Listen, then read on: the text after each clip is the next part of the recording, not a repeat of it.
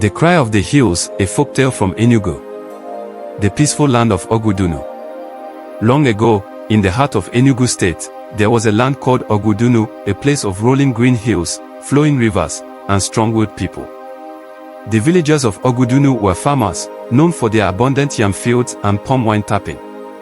They lived in peace, following the ways of their ancestors, worshipping under the great Iroko tree, and gathering under the moonlight to tell stories. But one day, the peace was broken. The first sign of trouble was small cattle grazing on farmland, trampling on the hard work of the people. "Who owns these cows?" the villagers asked. From the thick forest, men dressed in long flowing robes and armed with sharp daggers and AK-47s stepped out. They were Fulani headsmen, and they had come not just for grazing, but for conquest. "Your land belongs to all," they said. "We will take what we need." At first, the villagers tried to reason with them. The elders called a meeting, but the Fulani warriors laughed in their faces. "We do not ask, we take." Then, the first attack happened. A young farmer, Chibuzo, was slaughtered in his field. His wife and children ran, screaming for help. That night, 3 villages burned. The people of Ogudunu rushed to the soldiers stationed at the barracks in Enugu. "Our homes are burning. Our people are dying. Save us," they cried. The soldiers stood in their crisp uniforms, their guns polished and ready.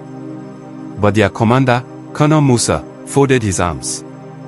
"Go home," he said. "We will investigate." Days passed, then weeks. But the soldiers did nothing. Instead, reports came that some of them were seen sharing drinks with the headsmen, laughing as if they were old friends. Then, the second attack happened. A church in Amici village was raided during Sunday service. Men, women, and children were slaughtered. The altar was painted red with their blood. Again, the people ran to the soldiers. "Our wives and children are dying. Why won't you protect us?" they shouted. But Colonel Musa only shook his head. "We have no orders to act," he said. Then, the people understood, the soldiers were not on their side. The young men of Ogudunu gathered at the village square. They sharpened their cutlasses, carved wooden clubs, and melted iron into spears. If the soldiers would not help them, they would defend themselves.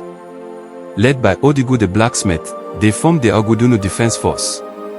Night after night, they took turns standing guard, watching for signs of the headsmen. Then, the battle began. The headsmen returned, expecting the usual slaughter.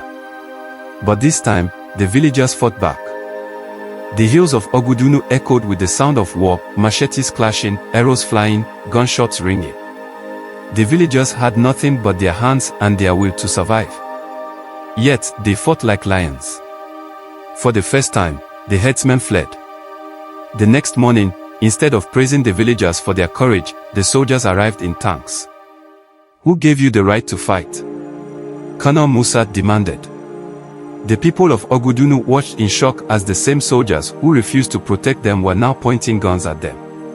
"Drop your weapons, or you will be arrested," the colonel ordered. And so, the villagers were disarmed. That night, the headsmen returned. And this time, there was no one to fight back.